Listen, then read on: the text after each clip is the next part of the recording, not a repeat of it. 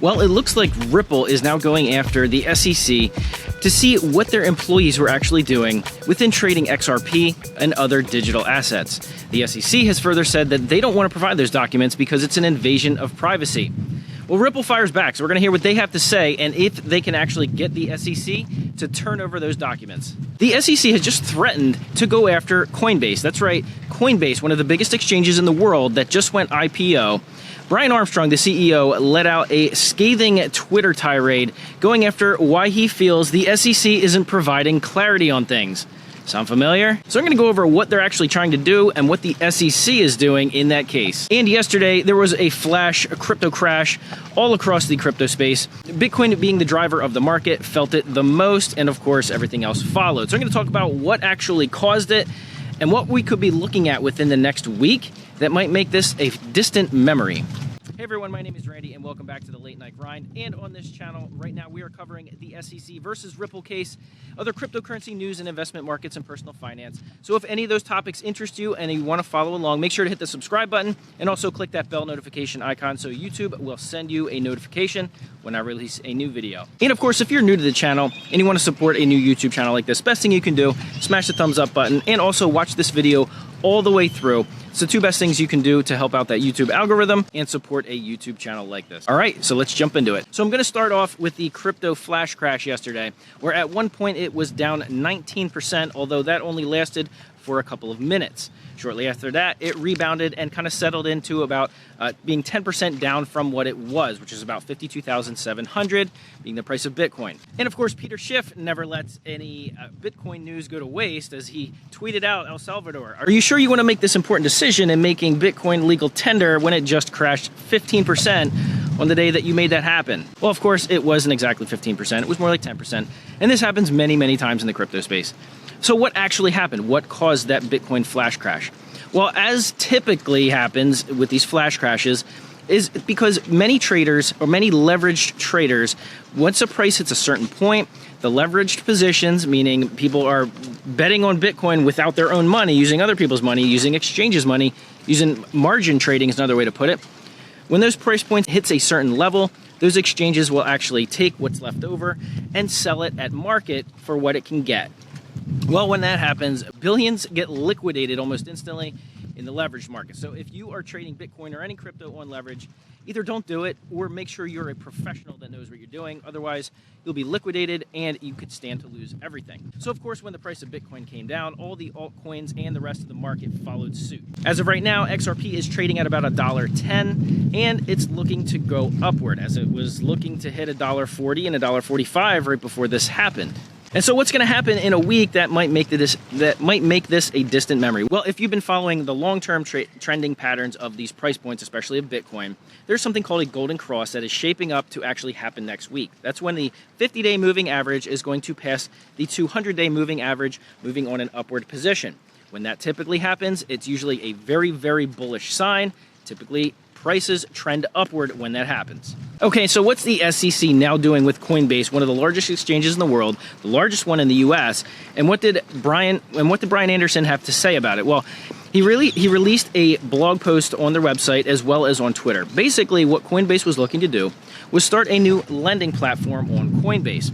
So what they did was they gave a heads up to the SEC as well as other regulators as to what they're doing. And the SEC said, hang on a second, we're going to need to see some documentation about this. So Coinbase complied. And then they said, we're actually going to subpoena and interview your employees. And so they did. And what happened was the SEC came back and said, if you're going to do this lending product, we're going to consider it a security. Coinbase said, why? And the SEC has refused to answer. By the way, I apologize for any wind noise. As you can see, I'm doing this out by the bay. So either two things are happening. The SEC is still completely clueless about blockchain technologies and how to actually regulate it, or number two, they know exactly what it is and they're doing everything they can to get their hands and control it, to get their hands on it and control every aspect of it. But considering that crypto is more of a global adoption, many people are saying it doesn't really matter what the United States is doing with it and the regulators are doing with it. It's going to do what it's going to do. But that's only part of the story. The SEC is still a major part of this story. Now, Gary Gensler has made it a point to go after and regulate things like exchanges, not necessarily specific tokens, although they're going after XRP. And of course, if you're going after Coinbase, one of the largest exchanges, you are going to try to put your stamp on it.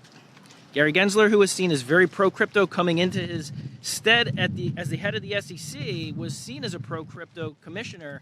Now it seems like he's a pro-regulate crypto commissioner. So this is one big story that I am absolutely going to follow along. So if you're not subscribed already, go ahead and please do so. I'm definitely going to be making more videos about this Coinbase story as this SEC threat of investigation continues. And finally, Ripple has just sent another letter to Judge Neprin in the case against the SEC, compelling them to turn over documents that the SEC has on whether or not their employees were allowed to hold and trade XRP, Bitcoin, and Ethereum. Now, the SEC said, no, we can't turn over those documents because it's an invasion of privacy, and they cited as such the Privacy Act. Well, Ripple said, no. We don't need the names of the employees. We don't need to know exactly what they were holding. We're only looking for anonymized information, aggregate data, and certain dates.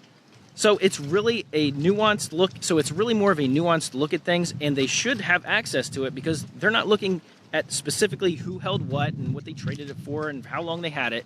They're only looking to see, did the SEC actually give their employees the clarity to actually go ahead and hold and trade these digital assets. So the judge has a couple of things to rule on in the coming week or two, so we're definitely going to be keeping a close eye on it. As I said, right now, XRP is trading at about $1.10, so if you want to get in for the cheap, you still have some time. Obviously, the flash crash happened. You could have got it a little bit cheaper, but it's kind of hard to hit those minute time frames. But let me know in the comments section below if you are following this Coinbase story with the SEC, because as Brian Armstrong has sees it, there's a lot of other exchanges and a lot of other crypto platforms offering these same lending types of products that the SEC hasn't said anything about.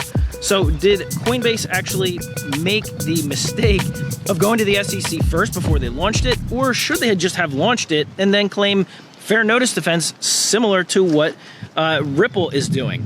Because in my opinion, if Coinbase had actually done that, they would absolutely have a case using the fair notice defense by launching a lending product. Because even if the SEC didn't know how to regulate it and they said, well, we're not sure if it was a security, then they win. But if the SEC does come back and said, hang on, it's still a security, then Coinbase could claim fair notice defense, almost identical to what Ripple is claiming, because there is no clarity in the space, especially towards a lending program that's really been out there in this space for such a long time and done by many other crypto companies. But like I said, if you're new to the channel and you want to follow along with all of these topics and all these stories, make sure you hit the subscribe button, hit the bell notification icon, and if you're new to the channel, go ahead and hit the community tab up on my channel. I put out polls on the community tab almost on a weekly, sometimes daily basis. Just want to know what your guys' thoughts are on this crazy crypto community, on these crazy SEC cases, and of course on the price speculation. So go ahead and visit that if you haven't already. Well, once again, thanks for watching all the way to the end of the video. It really helps out. And as always, please hit the thumbs up button, and I'll see you guys on the next video.